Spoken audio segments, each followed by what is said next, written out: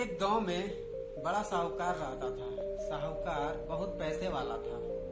आसपास के कई गांव में उसका बड़ा नाम था, लेकिन इस साहूकार को अपने पैसों का, अपने रुतबे का और अपने नाम का बड़ा ही घमंड था। वह अपने नाम को बनाए रखने के लिए बहुत ज्यादा सोचता था और बिना किसी की भावनाओं की कद्र किए वो सब करता था जो उसे लगता था कि करना चाहिए। साहूकार को कई सालों बाद एक इंसान प्राप्ति हुई। साहूकार ने अपने इस खुशी को मनाने के लिए अपने घर पर एक बहुत बड़ा कार्यक्रम रखा, जिसमें अपने आसपास के गांव के सभी श्रीमंत लोगों को और सिर्फ ऐसे रिश्तेदारों को जो पैसे वाले थे बुलाया था। पास के ही गांव में साहूकार की खुद की सगी बहन भी रहती थी, क्योंकि इन दिनों उसकी आर्थिक परिस्थितियां कुछ अच्छी नहीं थी, इसलिए उसने अपनी बहन को तक इस कार्यक्रम के लिए नहीं बुलाया था।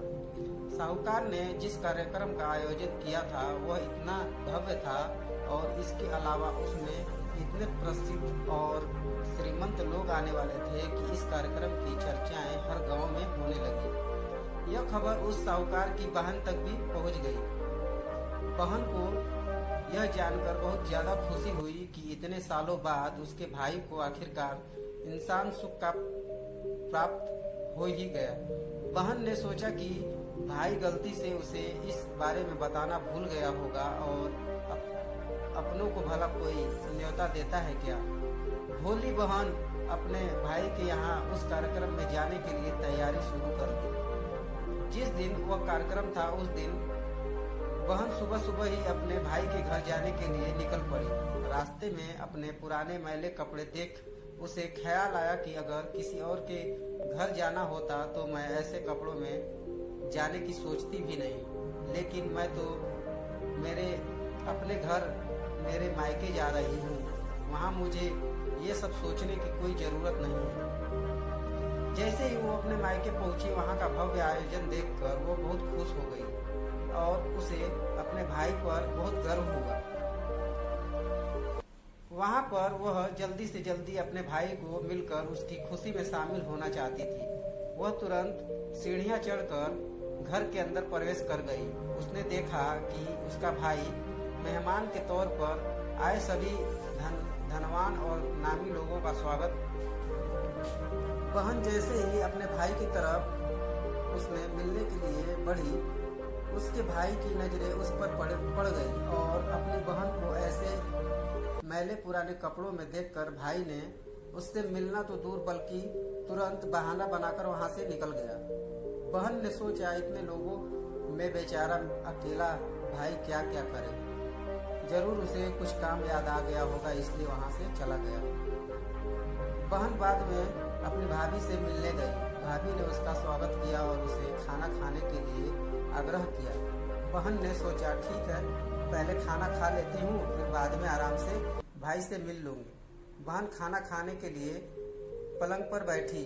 साहूकार भाई ने देखा कि अपने सभी धनवान मेहमानों के बीच उसकी गरीब बहन बैठी हुई है। सभी कीमती पोशाक पहने लोगों के बीच उसकी बहन जो पुराने मैले कपड़े पहनकर बैठी थी, वह साहूकार से देखा नहीं गया। उसने अपनी बहन को अपने पास बुलवाया, भला बुरा सुनाया और वहां से जाने के लिए बोला। बहन ने अपने सपने में भी नहीं सोचा था कि उसके साथ कभी ऐसा व्यवहार भी हो सकता है, और वह भी उसके खुद के मायके में। अपना अपमान होने के बाद बहन तुरंत अपने ससुराल जाने के लिए चल पड़ी।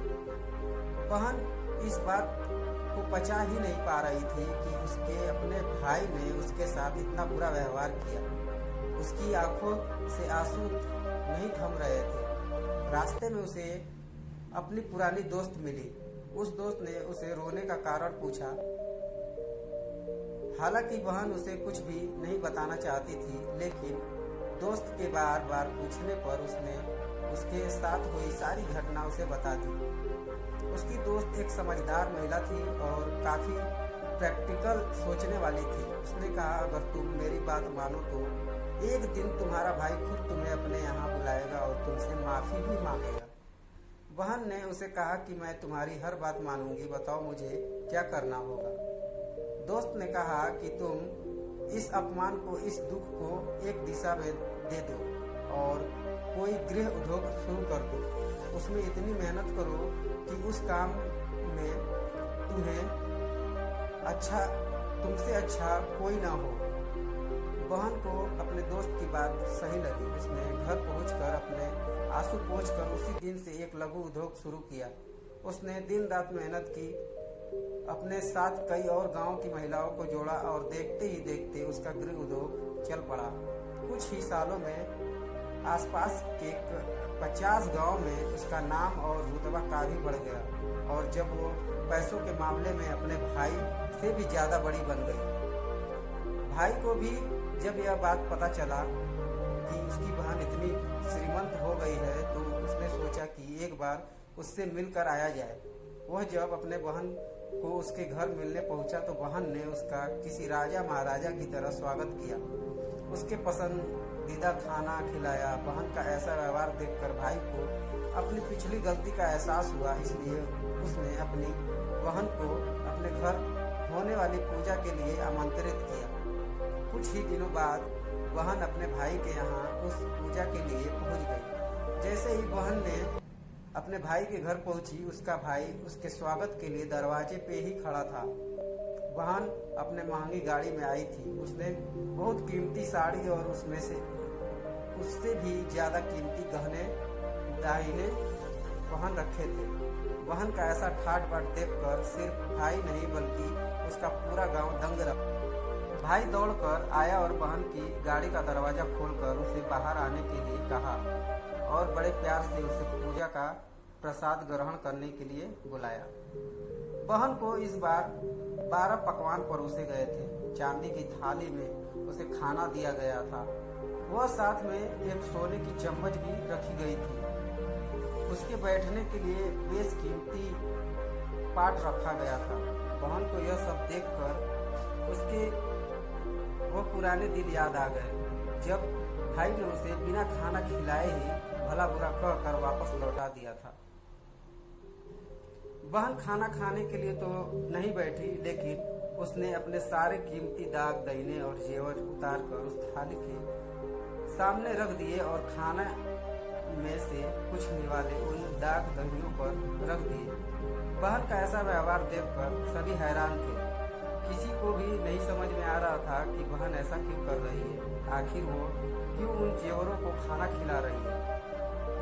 जब सभी ने उससे पूछा कि वो क्यों ऐसा कर रही है, तब बहन ने उस सबके सामने बताया कि आज जो उसका इतना मान सम्मान हो रहा है वो दरअसल उसका नहीं, उसकी इन्हीं कीमती दाग दहीनों और कपड़ों का हो रहा है, क्योंकि मैं तो अभी भी वही पुरानी साहूकार की बहन ही हूँ। अगर कुछ बदला है तो वो मेरी परिस्थितियाँ बदली हैं, मेरे कपड़े और गहने बदले हैं। भाई ने अपनी गलती का एहसास होने पर इस बार अपनी बहन के पैर पकड़कर माफी मांगी। बहन जो पहले थी अपने भाई से निस्वार्थ प्रेम करती थी, उसने अपने भाई को माफ कर दिया और उसे गले से लगा लिया।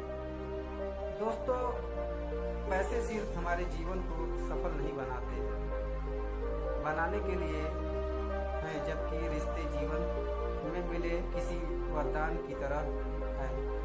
दोस्तों, पैसे सिर्फ हमारे जीवन को सरल बनाने के लिए है, जबकि रिश्ते जीवन में मिले किसी वरदान की तरह है।